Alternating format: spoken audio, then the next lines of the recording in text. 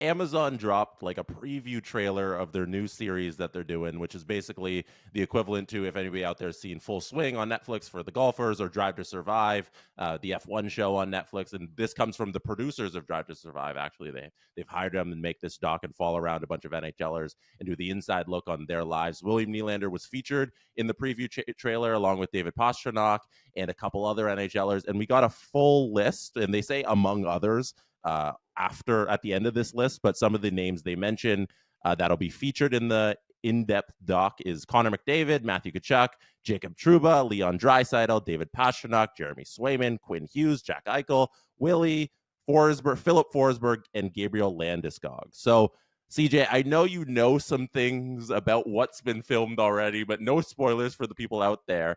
But do you have any insight on how this is going to roll out, what we can expect out of this series and out of these players? Well, I know this is something the league's very excited about. And, they got maybe I would call it a little bit of a late start on the project. From what I understand, like the director first, I believe he came to Toronto at the All-Star weekend and met with some of the players to start to lay out a vision of what they'd be asking for. I think they filmed some of the initial scenes in March, but it's late in the season to start asking for players for access to their lives. Obviously they have cameras behind the scenes in the playoffs. I can tell you, being on the ground in the Leafs Bruins series, there was a camera crew following Nylander everywhere he went.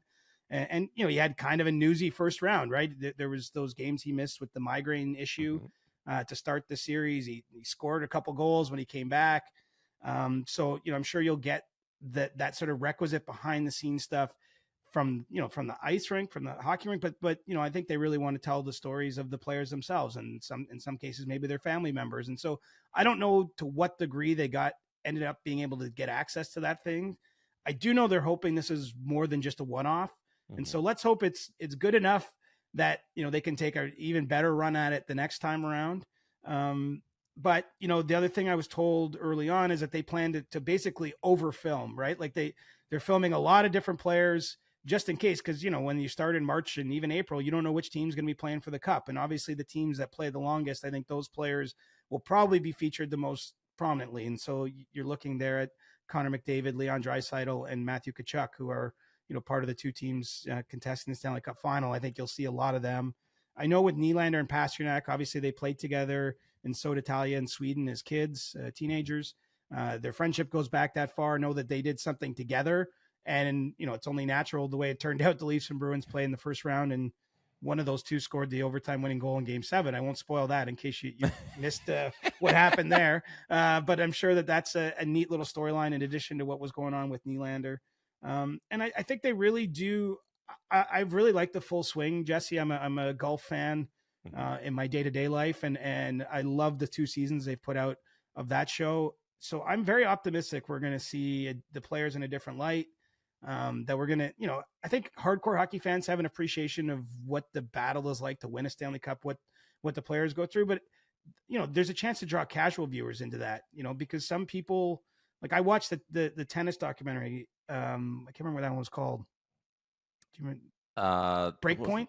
Breaking Point? Breakpoint, I think. Yeah. But I actually watched some of that, and I watch almost no high-level tennis at all. So, like, I think some people are just drawn to these kind of access sports shows. And so I think there's a hope that it can help sort of, tell the Stars story a little bit more than we're used to seeing in hockey, give a real appreciation to those that maybe don't follow the playoffs so closely, what the players go through. And then, I just hope it's entertaining. So It's all going to be rolled out in the fall, is my understanding. So we get the little tease now, we get the names, and we know kind of, you can start to see where the storylines might go, but we're going to have to wait till October or so, I think, before we see the final product. I think it's a real interesting evolution in the NHL because they're behind in this, obviously, because all the other major sports leagues, except for baseball, who I believe is working on one as well, have gone down this route already. The NBA has got one coming out very soon on Netflix. Football Quarterback, we just shut them out too. Quarterback, what I thought was great. It was a great series. I didn't see that one. I should watch it. I loved learning about Kirk Cousins and his family life and everything there. And then they also follow Patty Mahomes, and that's the biggest star in the sport. So that's super interesting. It was great done by them. But the NHL, like people have been asking for this. You know, all these sports leagues are going down these avenues, and what it did for F1 and growing the game. So it's good to see them getting these players and all these players signing up for this, and hopefully this gives the NHL and the league another push, another avenue where people can discover the game and fall in love with these players and get to know their personalities. Yeah, and do you know what's interesting is they actually brought the producer and the director of the series to Florida for the GMs meetings, Oh and wow. basically delivered a message like, this is really important to the league.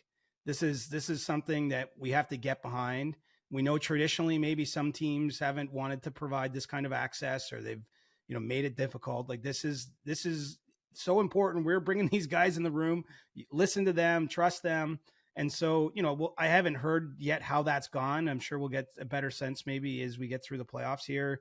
You know, as we can debrief a little bit on did they get what they need? Was Hmm. the players willing enough to engage? Was it the teams putting up roadblocks?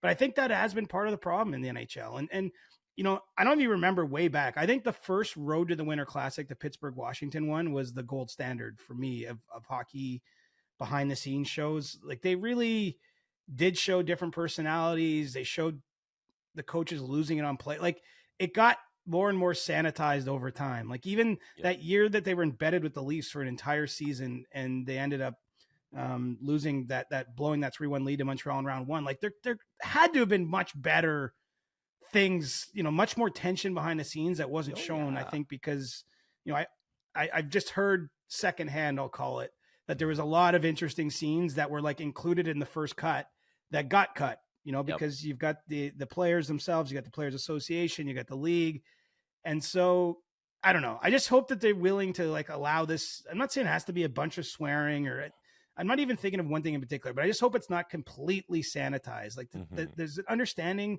I think an audience in 2024 can. I think that we can understand nuance a little bit more. We don't need as much beeping, or like we understand that there's conflict. I mean, part of the amazing part of the sport, frankly, is just how intense it is, right? And so I hope that comes through. That's just my personal rant, but I do Hmm. know that at the high levels of the league, that this is very important, and every team was told that back in March. Now we'll see if the final product reflects that everyone took that seriously. That's very interesting to hear because I feel like that's a complete left turn of what we think about the NHL, and that's very forward thinking of them to realize that getting that behind the scenes access, getting these players to buy in, and having the ability to just we don't need to cut all of the interesting parts, and we got to show that to the consumer. Like that's a very good to hear that the NHL is fighting for that behind the scenes because, like you said, you mentioned the Leafs doc that the Amazon did in the 2021 season when they blew it to Montreal. I was so upset with what we didn't see because I remember the ending of that too. They just kind of lost, and that was the last episode, and there was no follow up, and that was it, and everybody just kind of moved on. It's like we don't want to talk about this loss, and I was like, no, this was an epic collapse, and we need more from this. And Yeah, even didn't it just end on like kind of like a still camera, and it was like Marner and Matthews just kind of yeah, like head in their hands, but like we didn't get any interplay behind the scenes of what happened there. Like, no, in fact, the most memorable scene for me, I mean, there's lots of funny lines and stuff that maybe, but like Sheldon Keefe giving it to his team before overtime in game six when they got a chance to win the series was like, that was like the most real and raw you saw. mm-hmm. And then it's like, oh, and by the way, they lost game seven and it ended. Yeah, the end of the series was completely rushed. Like there was no details in like the final like game 6 and game 7 were like 10 minutes worth of the series, and then they just ended. And that was the last episode. It was completely, I think, fumbled at the end there because the Leafs were so interesting. They collapsed Well, again and here's the it thing. wasn't there. I've done this as a reporter. They went wanting to tell one story, and they didn't embrace the story that fell in their lap. Yeah. And it is, I can tell you, like, I can't even imagine putting together a project of this size, like editing as many clips and everything that they would have to over an entire season. Like, I'm not, it's easy for me to sit back and chirp these guys, but you sometimes show up at an arena. Maybe I go to game one of the cup final thinking I'm going to find one story. And if you hang on to that too long and you don't embrace the one that's in front of you, I think it shows. Like, it just felt uneven. And that's what happened. They were there to tell the story of the year the Leafs got it right. Like, Hmm. and the Leafs got it incredibly wrong. I mean, I think if you look back at all time, I mean, with time we get more appreciation for what it means. Like that was the ultimate fail Mm, of this era of the Leafs teams. I mean, they were by far and away the best team in the North Division that was reconstructed for the COVID season. They had a path to the conference final through that division. mhm. They had beat every Canadian team soundly all year long, and then they fumble away a 3-1 lead against Montreal. I mean, it just that I'm not going to say that was their one opportunity. They've obviously had some since, but that was probably their best opportunity and maybe their best version of this team too. I mean, it depends how you view that, but I think there's at least an argument to be made. And yeah, so they missed the story. They went Yep. there to tell the good story, and they didn't realize, hey, the flip side of the coin is actually more compelling anyway. Yeah, like, and I think back to some of those scenes. Like, we got a lot of Justin Hall in his backyard, like playing golf and chipping into his backyard green, like that kind of stuff. And none of that, in retrospect, matters because we wanted to see this great team that won the division and the collapse that ensued, and that wasn't what they told at all. And you remember, like, the scene where Dubas and Shanahan are making a trade, and Dubas turns to Shanahan and he gets the thumbs up to do the final deal. And like that stuff was super compelling. And we Yeah. saw so little of it. It was just that one scene, and we wanted more of that. I love that Paul McLean, he was the lead, he was like a coaching Yeah. advisor, and he's like, these guys got demons in their Yeah. cars, demons under their beds. Like that was a pretty lasting quote. Oh, yeah. And I think he was right. Hmm. I mean, this is the flip side of everything. Like I've thought about this in a lot of ways. You have to remain patient with teams. This doesn't just apply to the Leafs. Like you have to let things play out. But at a certain point, if they don't change the results, the fact you've been patient, like that works against you eventually, right? Hmm.